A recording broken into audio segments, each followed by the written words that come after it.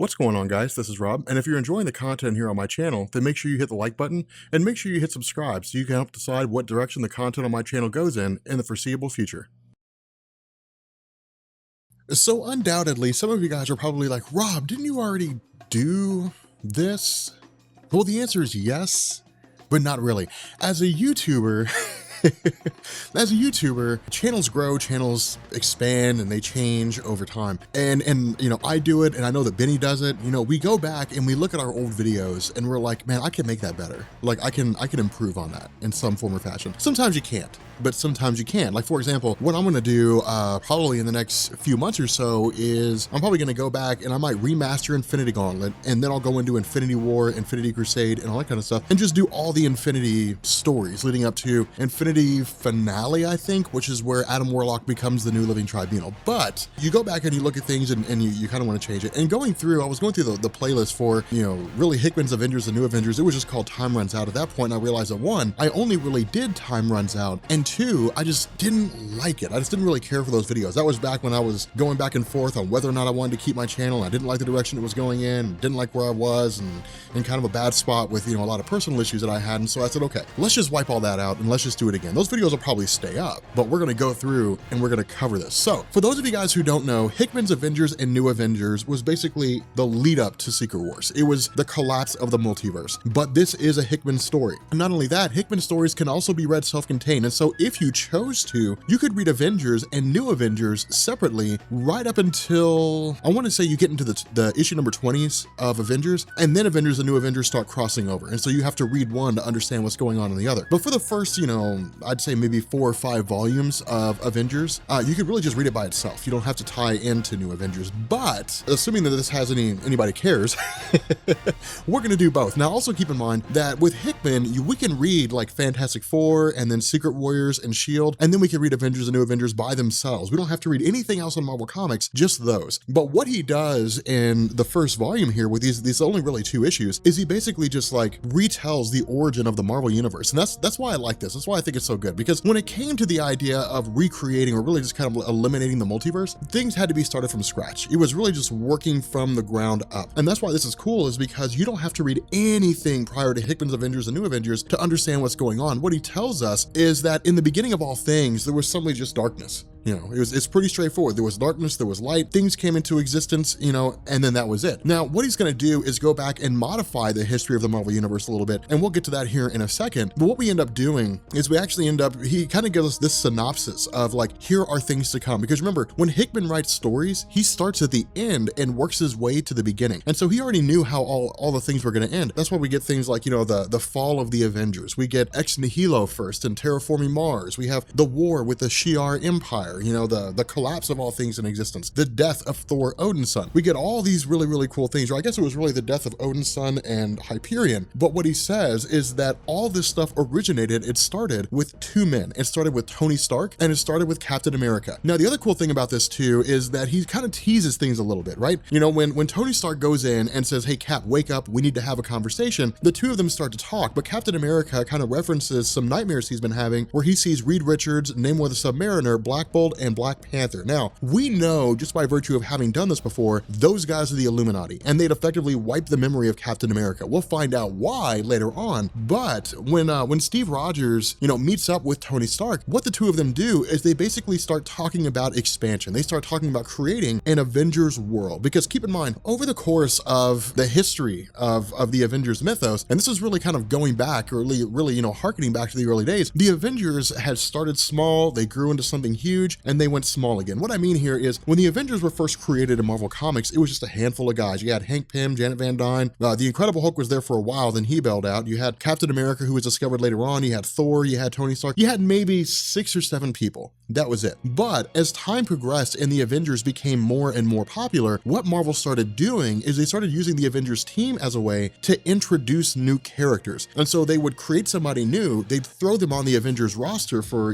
10, 15 issues. Then if people like that character, they'd be rolled over into more publications and possibly get their own title. But because of this, the Avengers roster exploded. I mean, there was a point where it was massive. Now, all this seemed to really come to a head when we basically got West Coast Avengers, and it was Marvel essentially splitting the Avengers roster in two. So you had the main Avengers team operating out of New York, and then you had West Coast Avengers. So you had really it was James Rhodes operating as Iron Man, who was, running that whole show. But you also had Scarlet Witch, you had Vision, who were there for a while before they branched off into their own title. But it was a way to kind of split the titles. That way people wouldn't be overwhelmed by the number of things, and you wouldn't have a story where you had 50 people all fighting against, one enemy. It kept things reasonable. The kicker with this was that eventually it all coalesced back into a single Avengers title again. And so as time progressed, this began to wax and wane and change more and more until we eventually got around to Avengers Disassembled under Joe Quesada, as it was written by Brian Michael Bendis, I think. And this ended up with resulting in the Avengers disbanding in their entirety, and then Bendis coming back and creating new Avengers and basically starting from scratch. And so that's just kind of a quick little history lesson about the Avengers team. There's a lot more to their history than that, which I've got a video on the Avengers Explained if you want to check it out. But from here, we actually end up jumping to a month after this conversation between Steve Rogers and Tony Stark, where they talk about expanding the Avengers team overall, and we end up picking up on Mars. Now, this is where Hickman just starts introducing all new stuff. I mean, none of this stuff has been seen before. Like, none of these things have appeared before in Marvel Comics. This is all brand new stuff. Aleph,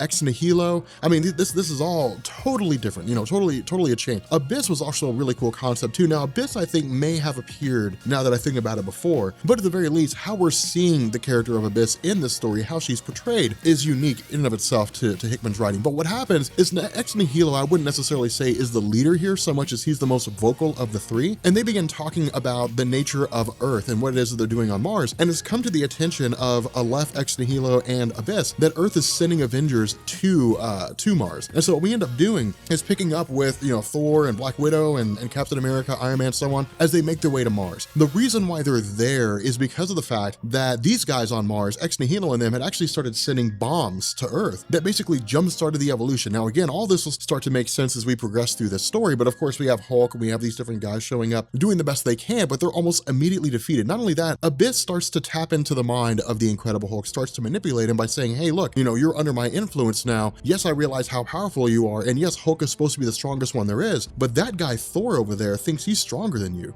That guy Thor believes he's the strongest one there is. Now, the reason why this works, and the reason why I think Hickman did such a damn good job writing this, is because in his Savage Hulk form, the Hulk's not that bright. He's easily manipulated. He's easily controlled. All you have to do is just kind of alter his perception of what's going on in the world. This isn't Joe Fixit. This isn't, Professor Hulk. This is Savage Hulk. This is just your force of nature, easy to manipulate Incredible Hulk. And so because of this, it's really just, Hulk taking on Thor for a short amount of time. Now, of course, Captain America steps in, but then he's forced to go against the left. And so the idea is that they all seem to be, getting decimated in some form or another, getting absolutely crushed. But what they also end up doing, and this is actually one of the coolest parts of the story, is when all these Avengers are defeated, they take Captain America, they take his shield, they throw it on a ship, and they send it back to Earth. And what he says is that this is a warning. We're going to send him back to Earth and show your best and brightest could not stand against us. These greatest superheroes, the most capable superheroes, the bravest ones you have, cannot stand against us. What we are bringing to your planet is something that cannot be stopped. And so again, what we end up having here is Steve Rogers realizing what they're up against. And he effectively activates Avengers World in the sense that he starts calling in everybody. It's literally this Wake the World initiative. And it's so cool because then we start getting Hyperion, we get Captain Universe. I mean, it's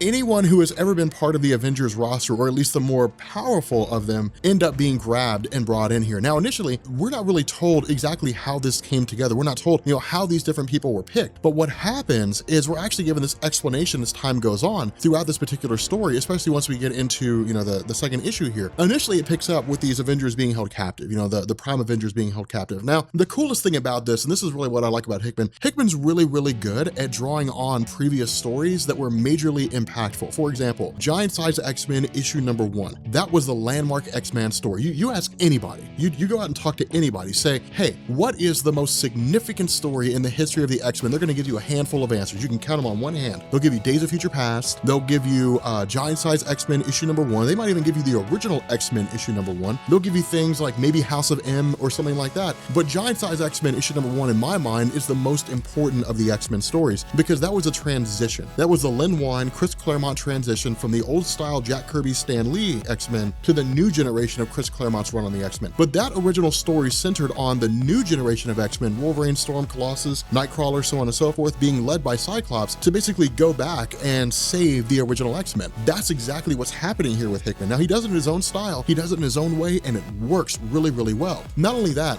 as they're going through and they're analyzing these different members of the Avengers, they analyze Thor, and they come to the realization that he's not a traditional Earthling. He's not an Earth-born superhero. He's from Asgard. He's a god. Now, the cool thing about this with Ex Nihilo asking these questions is Ex Nihilo is like, do you have a creation story? You know, what awaits you when it comes to your life? You know, how does your primitive mind view the universe? Was there a time when your universe came into existence? And is there a time where the universe will end and you'll be reborn? Or is it just apocalypse? You'll die and you'll never come back. Now, we know that Thor has Ragnarok. Now, to sidetrack here for a second, and this is why I love this, because when it comes to Hickman's stories, it's what he doesn't say that makes the story so much more impactful. Thor just gives Ex Nihilo a look, but behind his eyes, behind the scenes in his mind, we know there's Ragnarok. In Marvel Comics, for years and years and years and years and years, Marvel teased Ragnarok forever. They were like, oh, is Ragnarok coming? Ragnarok might be coming, and it was this crazy thing, we never knew if it was actually going to happen. But what ends up taking place in the Thor disassembled story in Ragnarok is we actually learn that it's a real thing, that Odin is basically defeated by Surtur and is effectively dead. Loki takes Surtur alongside with a host of Asgard's greatest enemies, the giants and the rock giants and so on and so forth, and leads them in an invasion against Asgard. Thor calls in Captain America and Iron Man. They're able to fight off the forces of Loki, but Thor ends up undertaking this task, becomes Rune King Thor, where he's like multiversally powerful. But at the end of the story, we learn that Ragnarok was a repeating cycle, that for however many millennia, since the very beginning of all things that have ever existed, that Asgard existed. Ragnarok happened, that everybody in Asgard died, they were reborn, and the entire cycle kept repeating itself over and over and over again. And this destruction of Asgard and rebirth of Asgard was letting off life energy that was absorbed by the ones who sit above in shadow. And so that was one of the really cool things. Like, Hickman really just draws on this and doesn't even tell us that. He doesn't even tell us Thor's thinking about Ragnarok. But if we know about Thor, we're like, yes, Thor's thinking about Ragnarok. And so what happens is Ex Nihilo goes back and he says, okay, here's how things work, all right? And this is why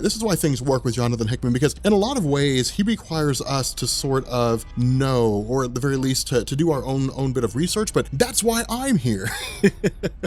So what he says is that, at the dawn of everything, at the dawn of all existence, that the oldest and most ancient race were the builders. Now, this is him retconning things to a degree. This is him changing things to a degree. We know that in Marvel Comics that, Earth 1 really is, or I guess Earth 0, whatever you want to call it, the universe prior to the main Marvel universe was where Galen came from. He was a space explorer, you had the Dweller in Darkness, the Imcron crystal was cracked, all that kind of good stuff, but it resulted in the universe being destroyed, coalescing back into a singular source of energy, which Galen was absorbed into, whereby it, brewed and stirred into a cosmic egg, and it exploded out into a new universe, which gave birth to the main Marvel universe as we know it prior to Secret Wars, of course, giving us Galactus and so on and so forth. Hickman keeps that. Hickman keeps that origin. He says, okay, that's still in continuity, but somewhere along the line, these builders came into existence. Now, everything else spiraled out into existence as well. Now, he's going to go back and change a few things a little bit more as time goes on, because this is just given to us directly from Ex Nihilo. But for this story, for this point right now, the origin of the universe and the birth of Galactus is still in continuity. But he says that in the early days of their existence, the builders had essentially worshipped the universe itself. Now, what Hickman means here will become clear in the next little bit.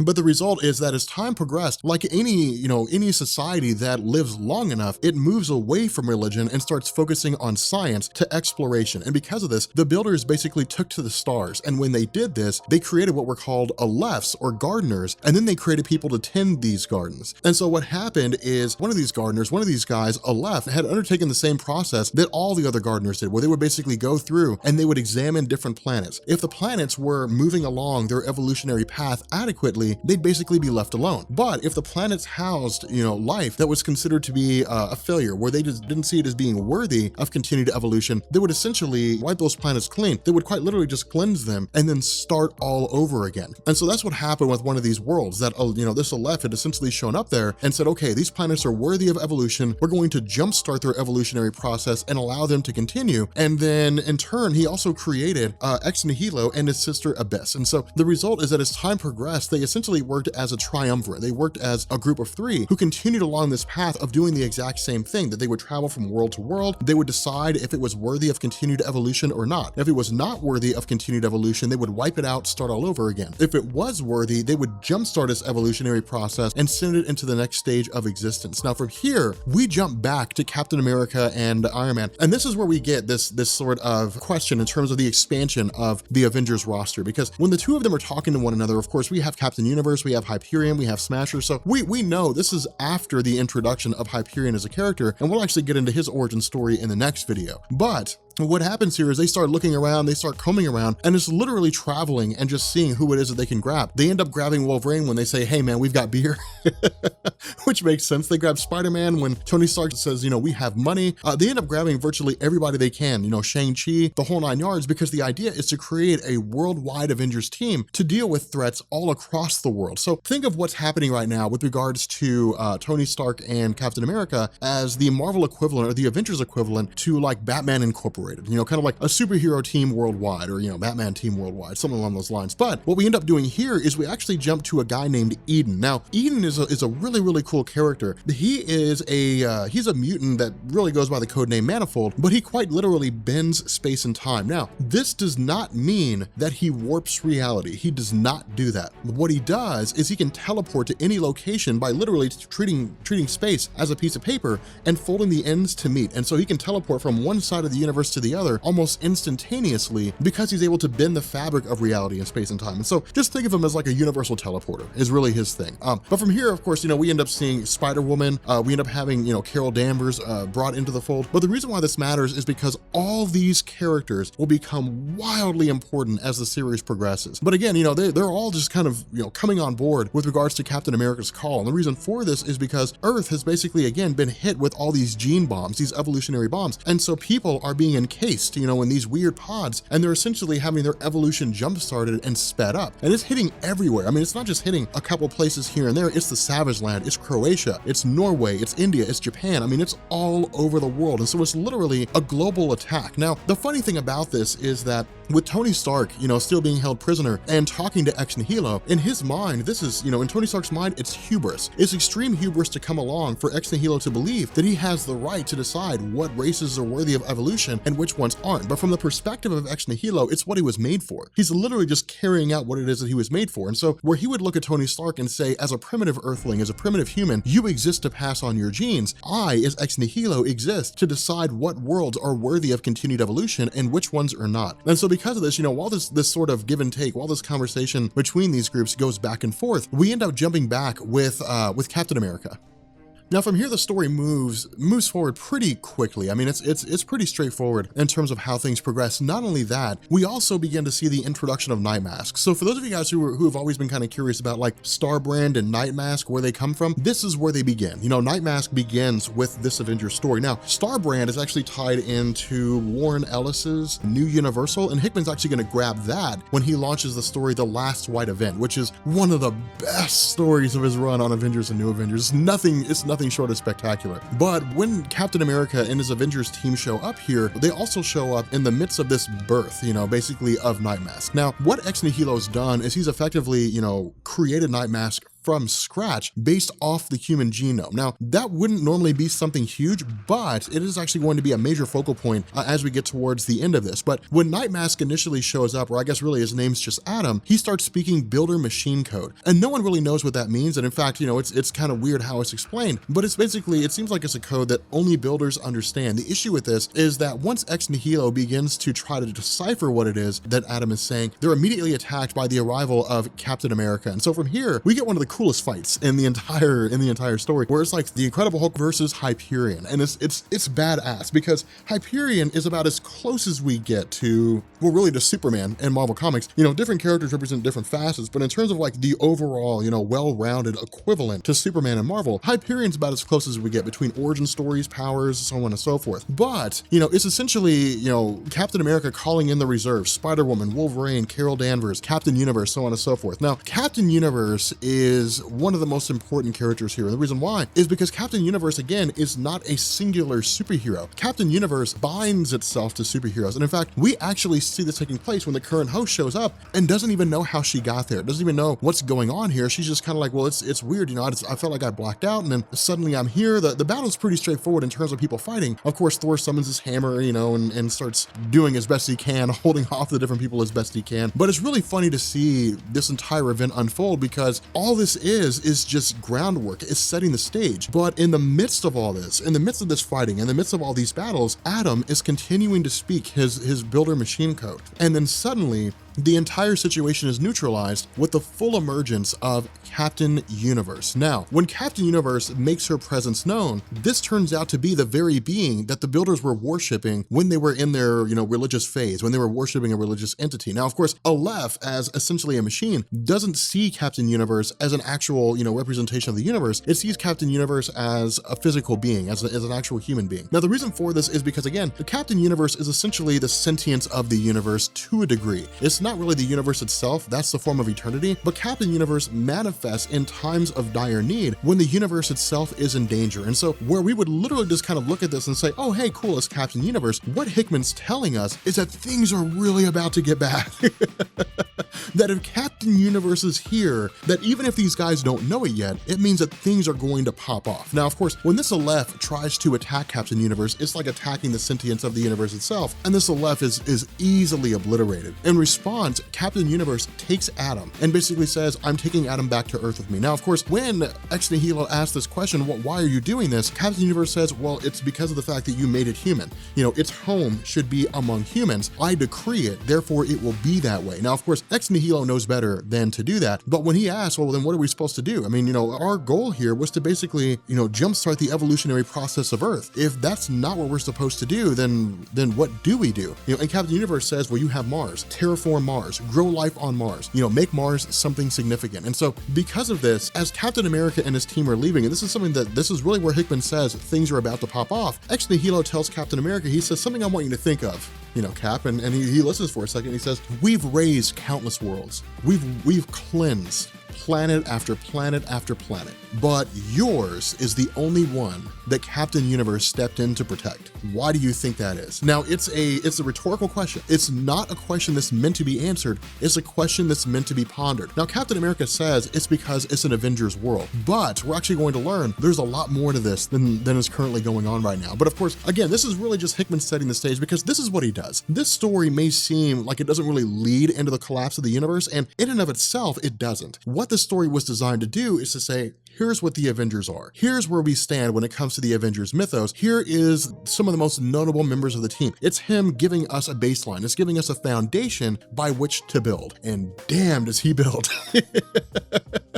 But anyway, guys, if you're new here to Comics Explained, make sure you hit the sub button to become part of the Rob Corps. If you guys enjoyed this video, make sure you drop a like, and yeah, leave a comment down below. Let me know what you guys think about Hickman's Avengers, because it's, God, man, I'm just thinking about all the stuff that comes later on, like when Hank Pym sees all the cosmic entities destroyed, and when the Illuminati reforms, where Black Panther has to bring the Illuminati back together, and when Captain America learns the truth about the Illuminati, and then when he's hunting the Illuminati, and then Infinity, like the Infinity event, and I'm just thinking of all these things, like the return of Thanos. It is the scene where Thanos fights Black Bolt, and what is it that he says? Like he wants to know where his son's at, and Black Bolt won't tell him. He's like, well, then take your secrets to the grave, and like smashes his head into the ground. It's so badass. Like it's one of the coolest things. I really hope that happens in the Infinity War movie. I really hope we get a scene where Thanos is going against some character. They won't tell him what he wants to know. He's like, well, then take your secrets to the grave, and like smashes their head into the ground.